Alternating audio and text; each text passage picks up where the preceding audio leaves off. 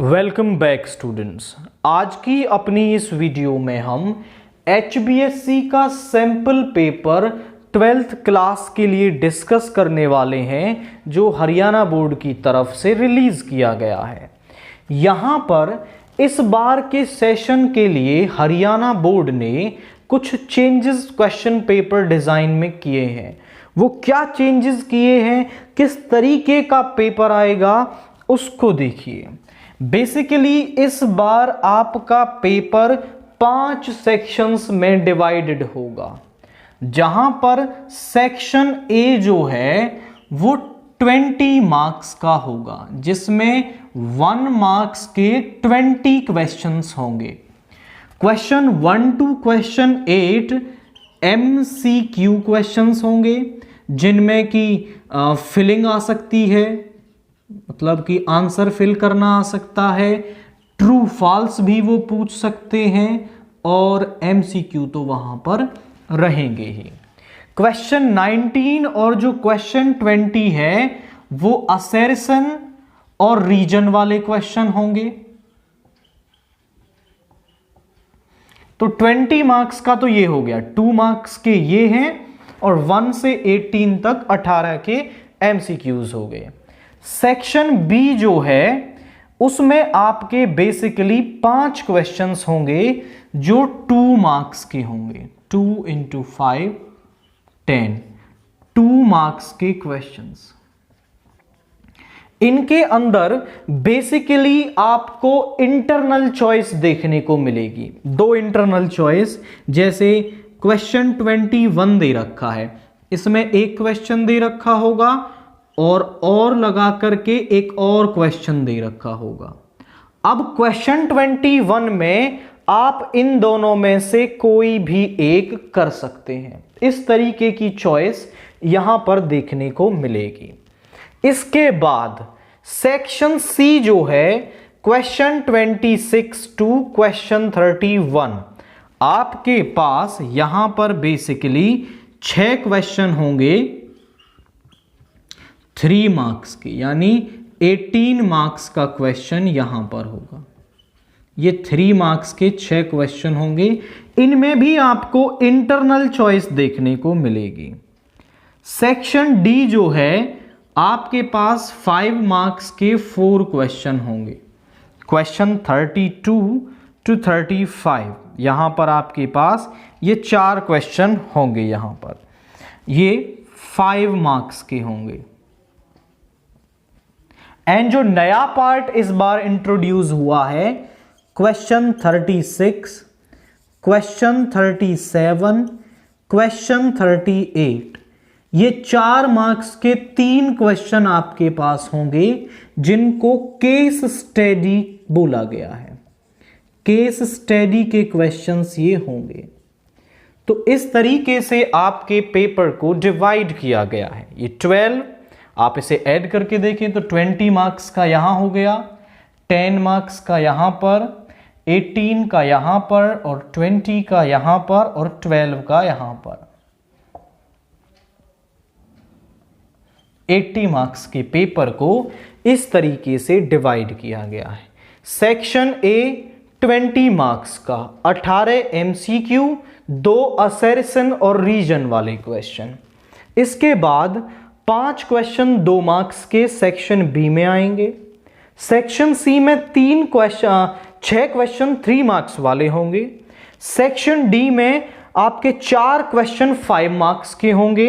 And section E में 3 question 4 marks के case study के होंगे।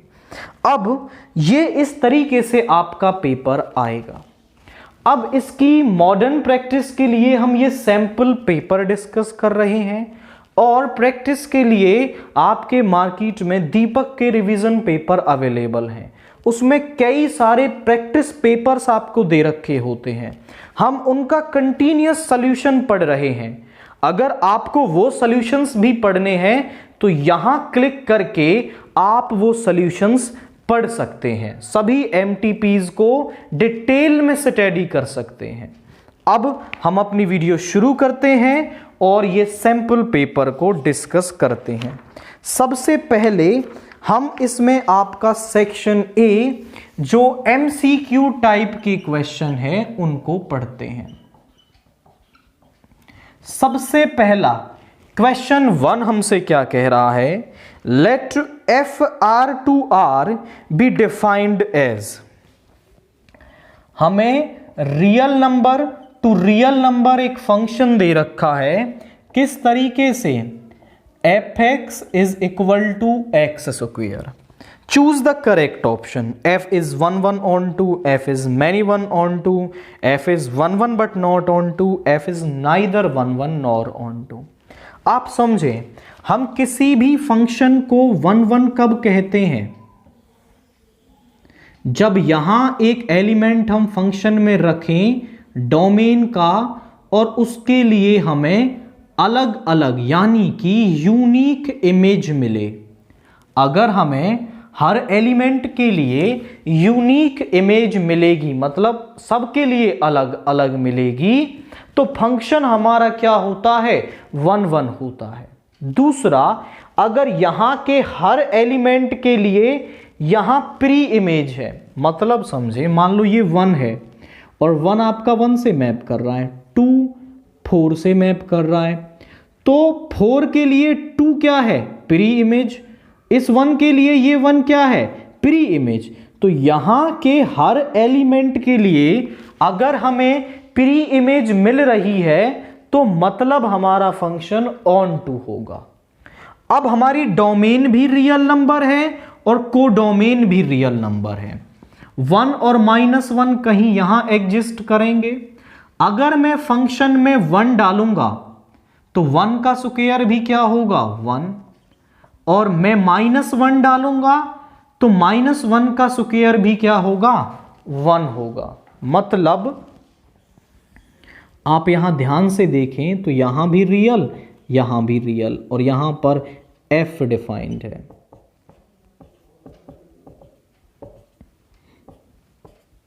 अगर हम इसमें 1 डाल रहे हैं तो वो भी वो 1 से मैप कर रहा है, और -1 डाल रहे हैं तो भी 1 से मैप कर रहा है। मतलब यहां के 2 एलिमेंट्स की एक ही इमेज हो गई, और जबकि इमेज क्या होनी चाहिए थी, यूनिक इमेज होनी चाहिए थी। तो f इज नॉट 1 1। तो जो f है हमारा इज नॉट 1 1, तो 1 1 तो ये नहीं है। इसके बाद अब ऑन टू के लिए देखते हैं। आप यहां देखो, -2 मैप करेगा 4 से, 2 4 से। किसी भी नेगेटिव नंबर को यहां आप डालोगे तो कभी भी आपको नेगेटिव नंबर नहीं मिलेगा, हमेशा एक पॉजिटिव नंबर मिलेगा। मतलब यहां के सारे नेगेटिव नंबर पॉजिटिव नंबर से मैप कर जाएंगे, यानी यहां इन नेगेटिव नंबर से कोई मैप नहीं करेगा। अब इनसे कोई मैप नहीं करेगा तो इनकी प्री इमेज नहीं होगी, यहां पर इनकी प्री इमेज नहीं मिलेगी। और अगर एक एलिमेंट की भी प्री इमेज ना मिले so function is not onto. आप बोलेंगे -1 belongs to R codomain do not have a pre image, कि उसकी कोई प्री इमेज नहीं है, so f is not onto. तो जो f है हमारा वो ऑन टू नहीं होगा। अब आप ऑप्शन देख लें कौन सा मैच कर रहा है, f is neither 1 1 nor onto, option D को टिक करेंगे। क्वेश्चन 2 देखिए, the principal value of cot inverse -1/√3, इसकी प्रिंसिपल वैल्यू निकालनी है और वो दे रखी है इज -π/3। तो हमें ये बताना है कि ये ट्रू है या फॉल्स है। तो हम इसकी निकाल लेते हैं, सही होगी तो ट्रू, अदरवाइज फॉल्स। तो इसको थीटा के बराबर मानो, इधर ले जाओ, cot theta is equal to -1/√3। cot 1/√3 कहां होता है हमारा, 60 पर, यानी -cot π/3। माइनस साइन को अंदर ले जाएंगे तो इसको ऐसा लिख सकते हैं, पाई माइनस π/3। पाई माइनस मतलब सेकेंड क्वाड्रेंट, सेकेंड में कॉट होता है नेगेटिव, पाई पर नो चेंज तो कॉट आ गया और पाई बाई 3, तो यहां हो गया cot 2 pi by 3। So cot theta is equal to cot 2 pi by 3, cot से कॉट कैंसिल हो गया, theta is equal to 2 pi by 3। तो हमारे पास प्रिंसिपल वैल्यू क्या आ रही है 2 पाई बाई 3, यानी जो गिवन है हमारे पास यहां पर वो क्या है आपका फॉल्स है। बस फॉल्स आपको यहां पर लिखना है। अब क्वेश्चन 3 देखिए, if A and B are symmetric matrices of same order, हमें दो मैट्रिक्स सिमेट्रिक दे रखी हैं of same order, then A B minus B A is. तो आप समझें, अगर हम किसी मैट्रिक्स का ट्रांसपोज करें और वो उसी के बराबर आ जाए तो मैट्रिक्स होती है हमारी सिमेट्रिक, और अगर हम उसका ट्रांसपोज करें और वो उसके नेगेटिव के बराबर हो तो मैट्रिक्स होती है हमारी सिक्यू सिमेट्रिक। अब वो हमसे कह रहा है कि A और B आर सिमेट्रिक मैट्रिसेस, यानी कि जो A और B हैं वो सिमेट्रिक मैट्रिक्स हैं, यानी A ट्रांसपोज A के बराबर होगा और B ट्रांसपोज B के बराबर होगा, बिकॉज बोथ आर सिमेट्रिक। और वो पूछ रहा है कि AB माइनस BA क्या होगा, तो हमें इसको चेक करना है, तो हम इसका ट्रांसपोज कर लेते हैं। अब A माइनस बी का ट्रांसपोज होता है AB का ट्रांसपोज माइनस BA का transpose. Property A minus B का ट्रांसपोज होता है A transpose minus B transpose. और अगर मैं कहूं कि AB का ट्रांसपोज क्या होता है, तो B को आगे लिखेंगे B ट्रांसपोज और A पीछे जाएगा A ट्रांसपोज, यानी AB का transpose is B transpose into A transpose. दोनों ही प्रॉपर्टीज हैं, तो यहां प्रॉपर्टी लगाओ, ये हो जाएगा B transpose A transpose minus A transpose B transpose. अब B ट्रांसपोज है B और A ट्रांसपोज है A, वैल्यू रख दो BA माइनस AB। अंदर से माइनस कॉमन ले लूं तो यहां आ जाएगा AB माइनस BA, यानी AB माइनस BA का जो ट्रांसपोज है वो उसी के बराबर आ रहा है, सॉरी नेगेटिव के बराबर आ रहा है। मैंने इस मैट्रिक्स का ट्रांसपोज किया और वो खुद के नेगेटिव के बराबर आ रहा है, यानी कि मैट्रिक्स कैसी होगी सिक्यू सिमेट्रिक होगी। तो आप इसमें टिक करेंगे ऑप्शन ए को। इसके बाद क्वेश्चन 4 देखिए, let A be a non singular matrix of order 3 cross 3, यानी ऑर्डर हमें दे रखा है 3 cross 3 and determinant of A हमें दे रखा है 4 and he is saying what is the value of adjoint A का डिटर्मिनेंट। तो हम जानते हैं कि एडजॉइंट ए का यदि हम डिटर्मिनेंट करें तो वो डिटर्मिनेंट ऑफ ए की पावर n-1 के बराबर होता है। तो यहां हो जाएगा डिटर्मिनेंट ऑफ ए की पावर n-1 और n को आप 3 भी लिख सकते हो because this is a square matrix. Determinant of A है 4, n है 3-1 यानी कि 4 का स्क्वायर यानी कि 16। तो इसकी वैल्यू क्या होगी, वो 16 होगी। क्वेश्चन 5 देखिए, काफी बढ़िया क्वेश्चन है ये आपका डिटर्मिनेंट से। If A is equal to में एक डिटर्मिनेंट दे रखा है where theta is from 0 to 2 pi, और जो थीटा है वो 0 से 2 पाई होगा, देन तो डिटर्मिनेंट ऑफ ए की वैल्यू कहां होगी, तो उसको निकालने के लिए हम इसको सॉल्व करते हैं, देन हम देखेंगे इसको। A is equal to 1 sine theta 1 minus sine theta 1 sine theta, -1 minus sine theta और 1, expanding along row 1।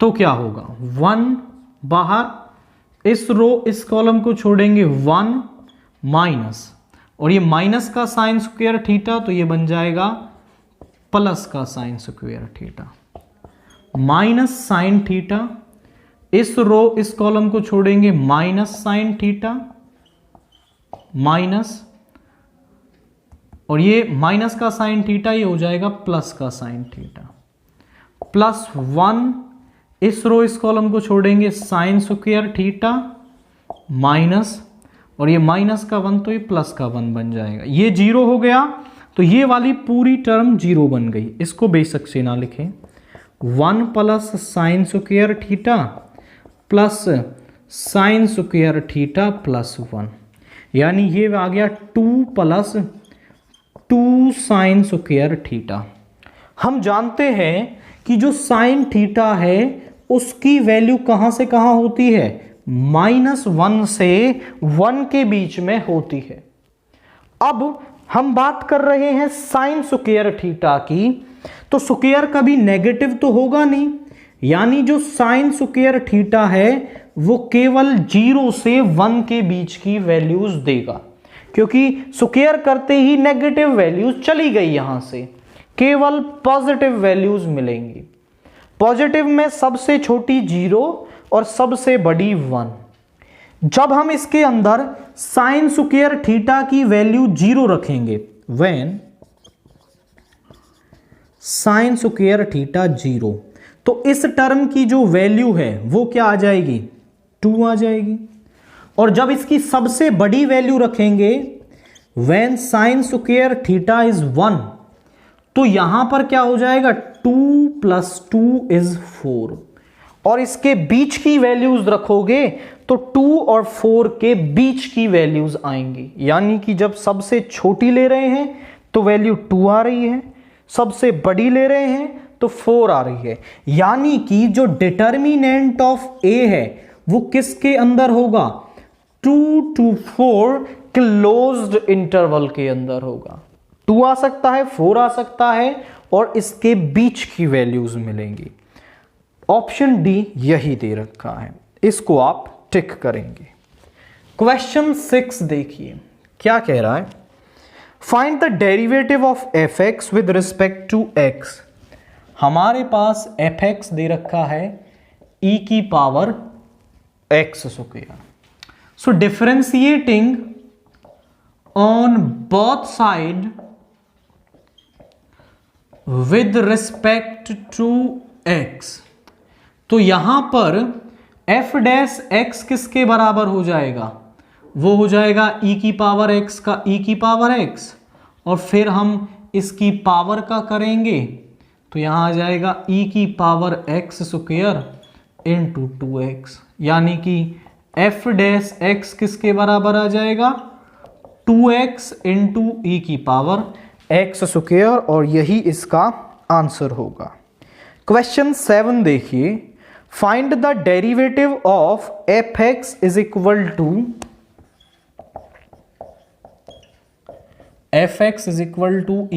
e⁻x² with respect to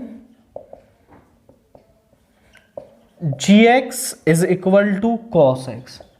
इसका इसके रेस्पेक्ट में निकालना है, तो पहले आप निकाल लो df/dx, और इसका डेरिवेटिव हमने अभी किया, वो आएगा 2x × e⁻x², और dg/dx आएगा, cos x का होता है -sin x।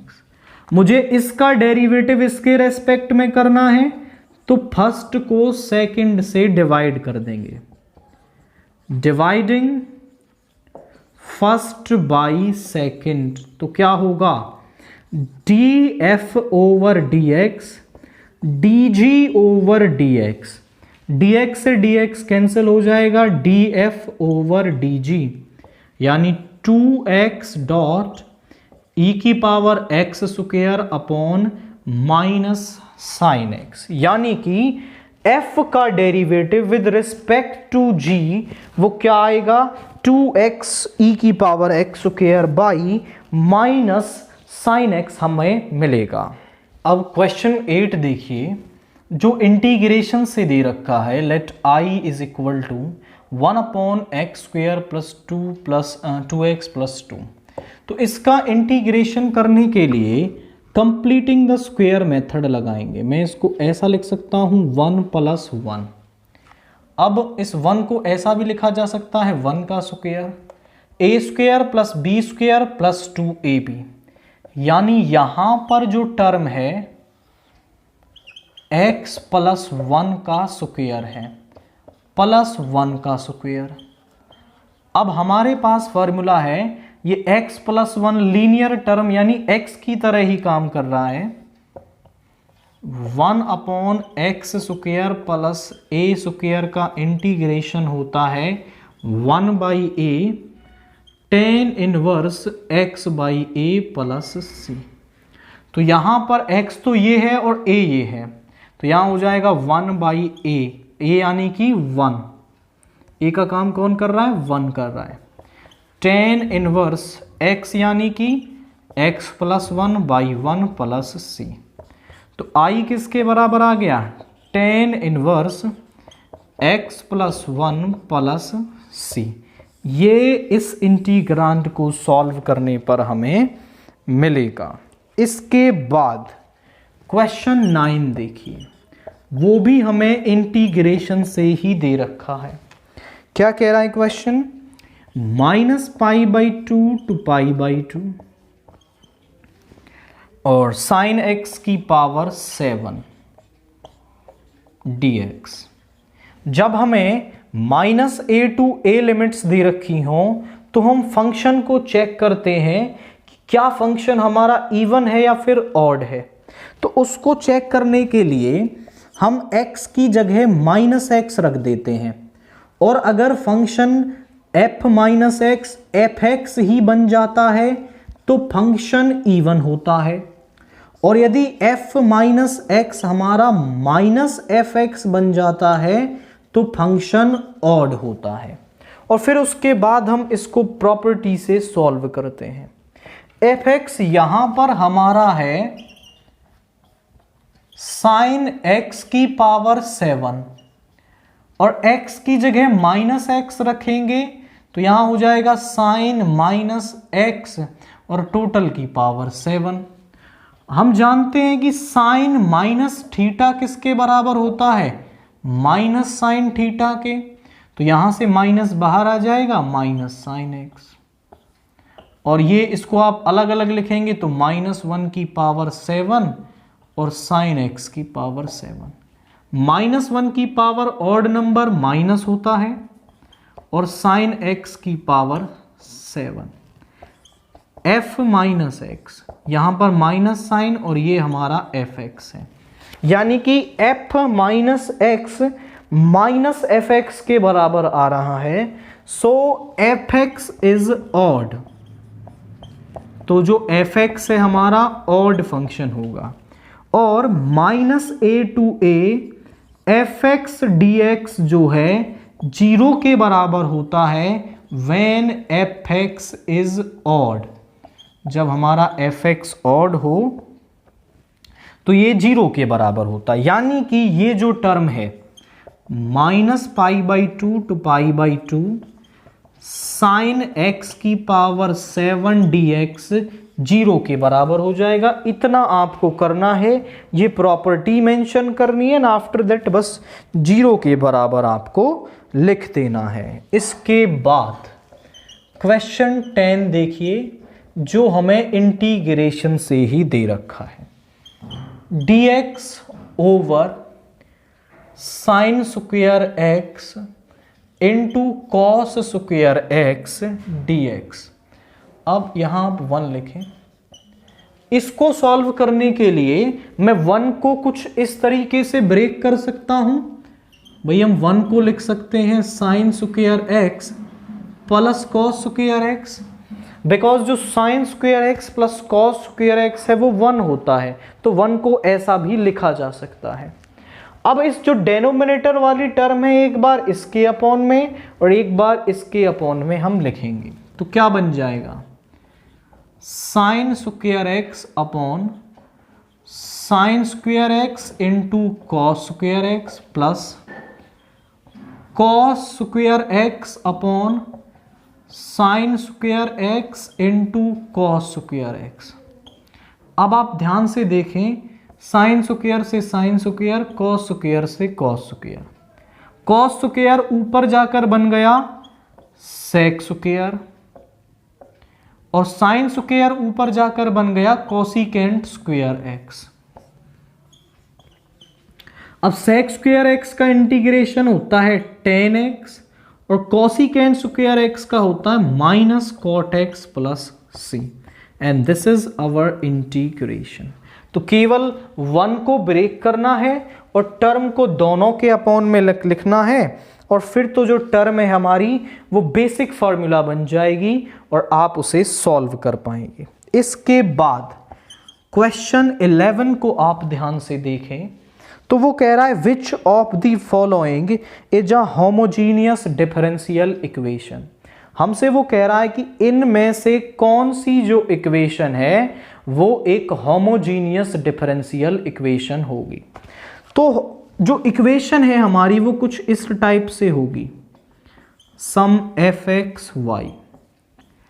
अब होमोजीनियस चेक करने के लिए हम क्या करते हैं, हम x को तो रख देते हैं लैम्डा x और y को रख देते हैं लैम्डा y, और वो जो इक्वेशन है वो कुछ ऐसा जनरेट हो जाएगी, f of lambda x into lambda y, और अंदर से हम लैम्डा की कुछ वैल्यू कॉमन ले पाएंगे, यानी कि यहां से लैम्डा की कुछ पावर बाहर आ जाएगी और फंक्शन फिर से एफ एक्स वाई बन जाएगा।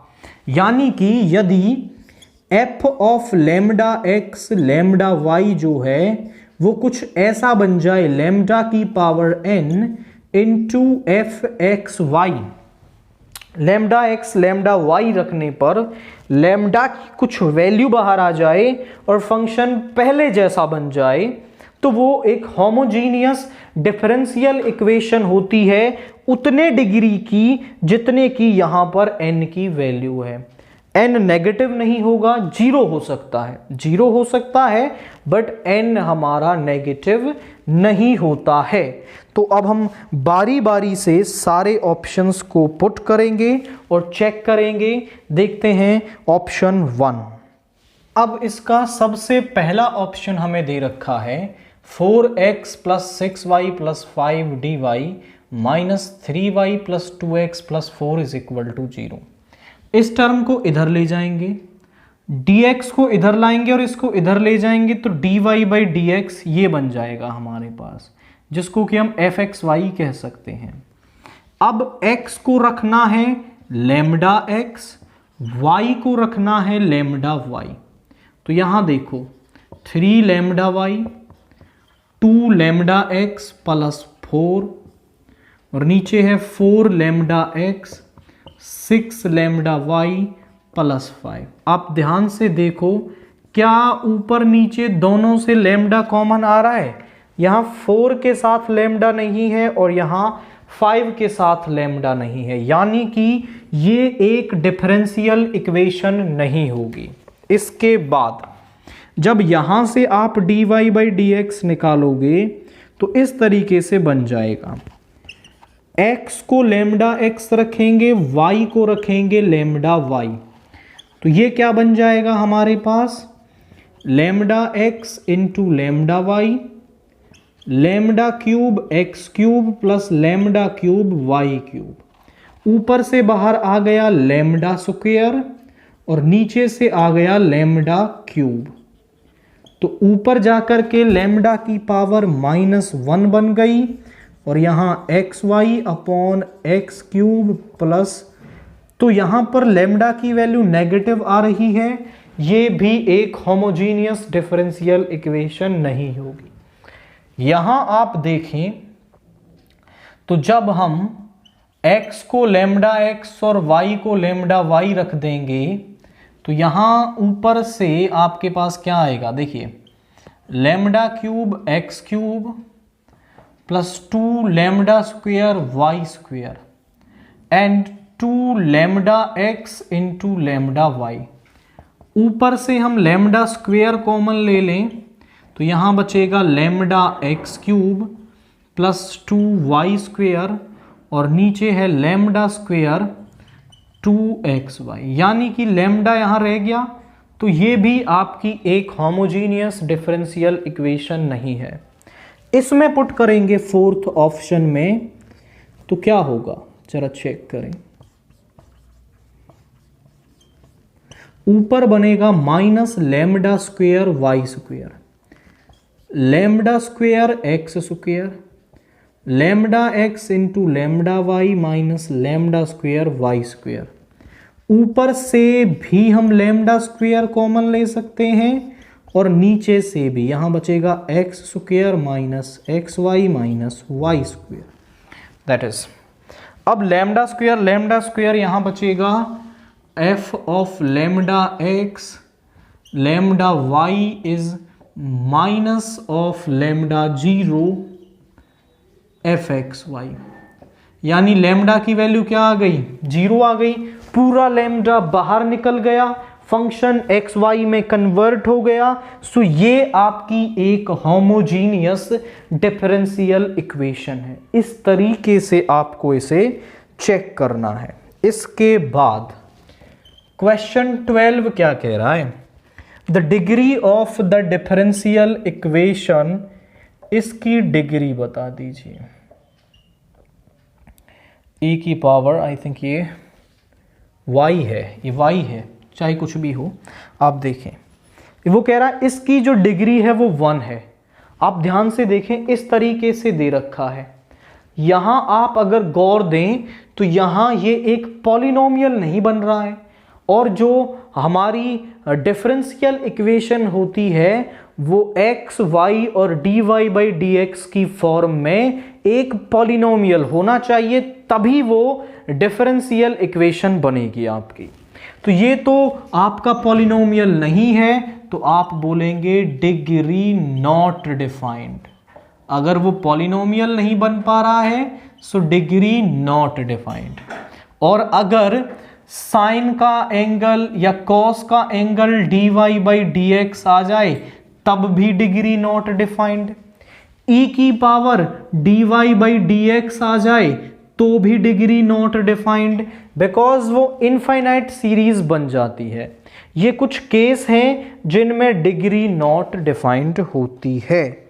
इसके बाद क्वेश्चन 13 को आप देखें।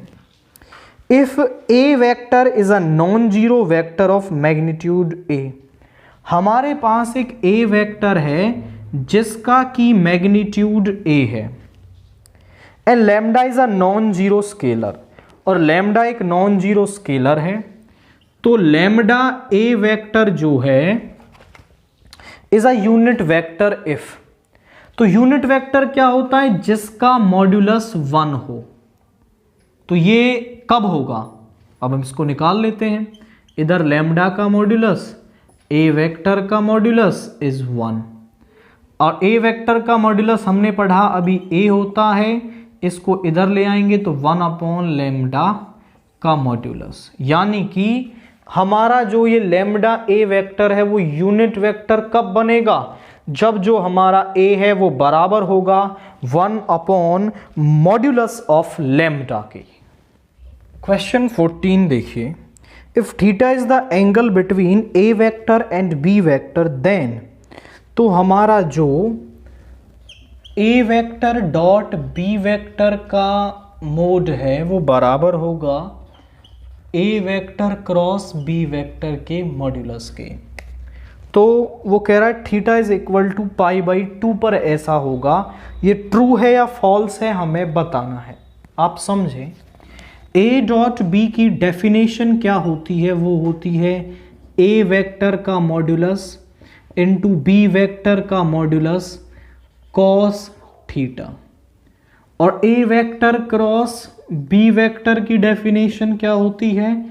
ए वेक्टर का मॉड्यूलस इंटू बी वेक्टर का modulus sine theta dot N cap. ये हमारे पास डेफिनेशन होती है। हमें दोनों का मोड चाहिए तो दोनों का मोड निकाल लेते हैं, दोनों तरफ मोड कर देंगे। तो इसका मोड तो दो बार भी एक ही बात है, और कॉस थीटा का मॉड्यूलस। इधर क्या हो जाएगा? A vector cross B vector is equal to, यहां पर हमारे पास होगा ए वेक्टर का मॉड्यूलस बी वेक्टर का मॉड्यूलस साइन थीटा का मॉड्यूलस और एन कैप का मॉड्यूलस। एन कैप क्या होता है? एक यूनिट परपेंडिकुलर वेक्टर होता है बोथ ए और बी पर। अब ये यूनिट परपेंडिकुलर वेक्टर है तो इसका मॉड्यूलस 1 हो जाएगा। दोनों को बराबर रखेंगे तो यहां से आएगा cos थीटा, यहां से आएगा a वेक्टर का मॉड्यूलस b वेक्टर का मॉड्यूलस साइन थीटा, दोनों कैंसिल हो गए। cos theta is equal to sine theta, इसको इधर ले आओ, cos theta over sine theta is 1। cot theta 1 किस पर होता है? cot पाई बाई 4, यानी जो थीटा की वैल्यू है वो पाई बाई 4 आ रही है। बट क्वेश्चन क्या कह रहा है कि when theta is equal to pi by 2, तो ये बात गलत हो गई उनकी, पाई बाई 2 नहीं होगा, पाई बाई 4 पर इनकी बात सही होगी। इसके बाद क्वेश्चन 15 देखिए, if a line has the direction ratios -18, 12 and -4, what are is its direction cosines. तो हमें उसके डी आर्स दे रखे हैं, वो है -18/12 -4। डायरेक्शन रेशियोज से डायरेक्शन कोसाइंस निकालने हो तो आप इनके मॉड्यूलस से हर वैल्यू को डिवाइड कर दें, तो हमारे जो डी आर्स हैं वो डीसीज में कन्वर्ट हो जाएंगे। इसका मॉड्यूलस निकालना है तो वो क्या आएगा? -18 का स्क्वायर, 12 का स्क्वायर, -4 का स्क्वायर। 18 का स्क्वायर कितना आएगा हमारे पास?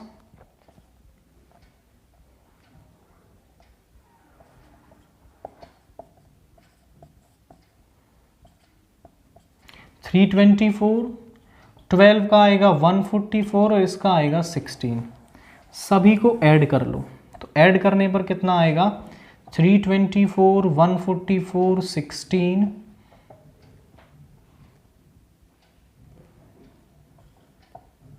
ये आ गया 484। और 484 का जब हम रूट निकालेंगे तो वो हमारे पास आएगा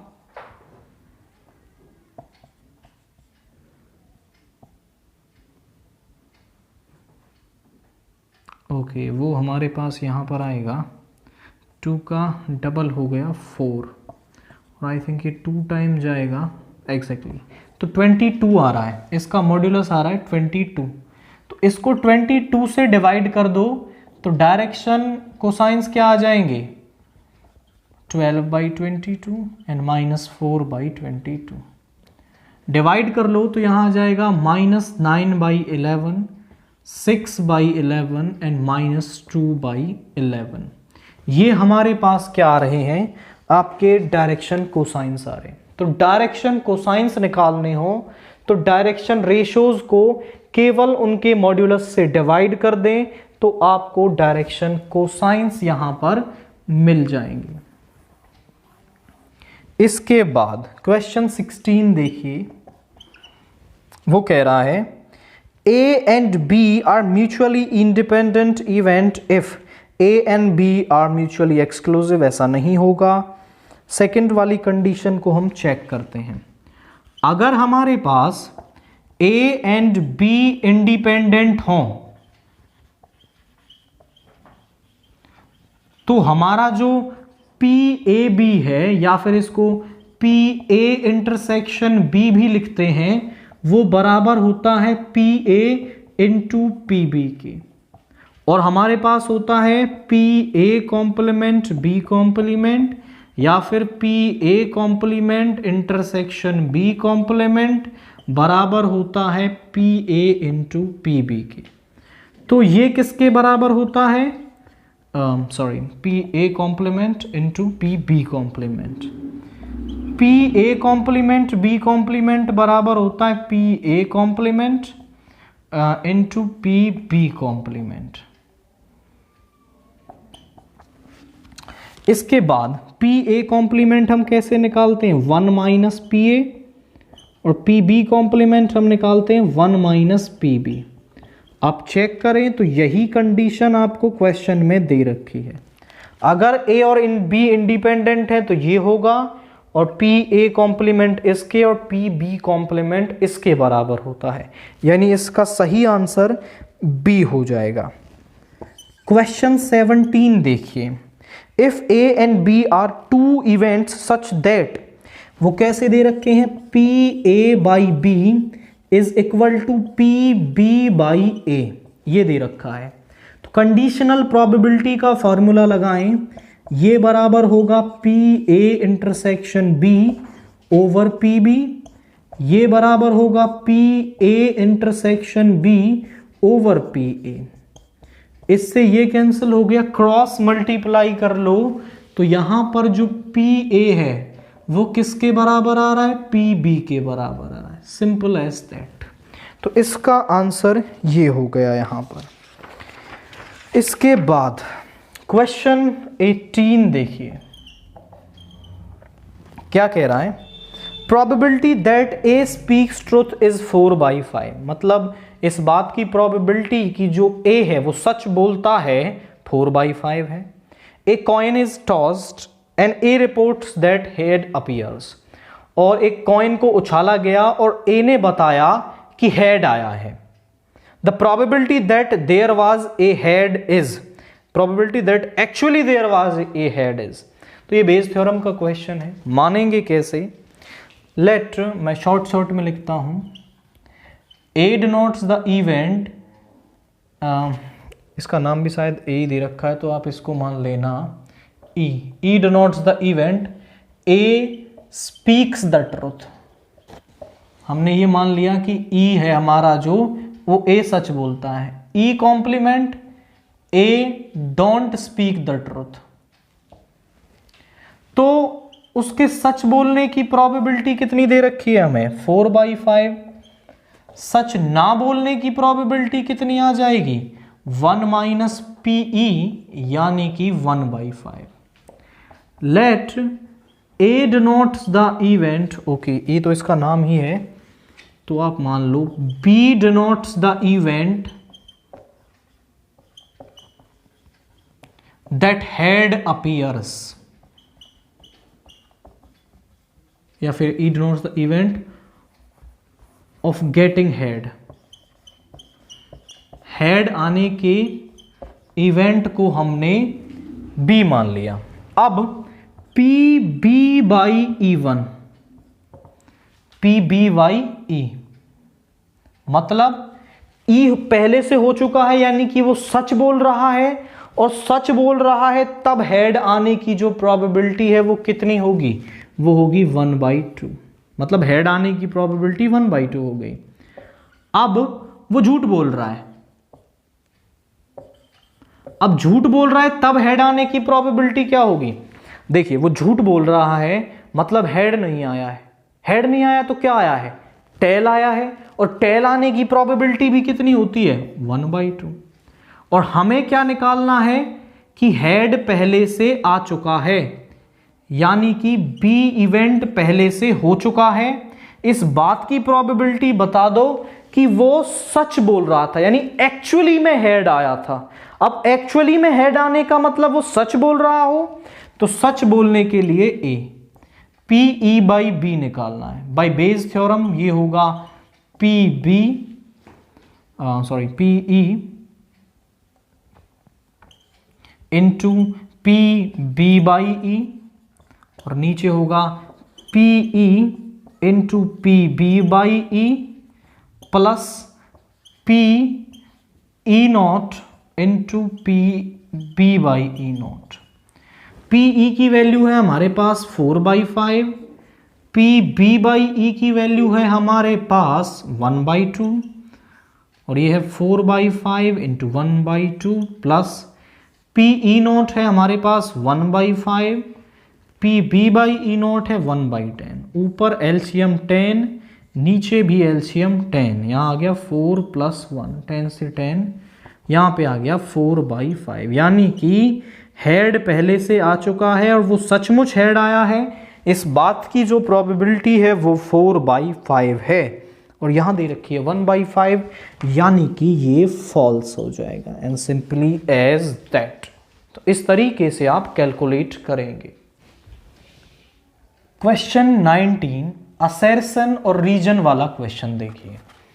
असर्शन और रीजन में दो स्टेटमेंट हमें देता है, असर्शन और रीजन, और इनके जो एमसीक्यू हैं वो एक साथ आपको यहां दे रखे होंगे दोनों की शुरुआत से पहले। ऑप्शन क्या रहते हैं? पहला रहता है both assertion and reason are true and reason is the correct explanation of assertion.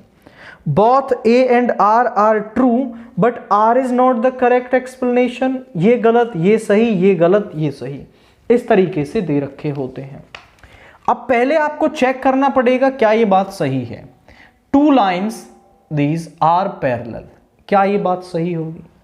तो इस लाइन के डायरेक्शन रेशियोज ये हैं B1 वेक्टर यानी कि 3i + 2j - 8 की, और इस m वाली लाइन के जो डायरेक्शन रेशियोज हैं वो हैं 6i + 4j - 16k कैप। अब दो लाइंस हमारी पैरेलल कब होती हैं? जब उनके डायरेक्शन रेशियोज एक दूसरे के m मल्टीपल हो, मतलब एक दूसरे में कुछ गुना करने से वो बन जाए।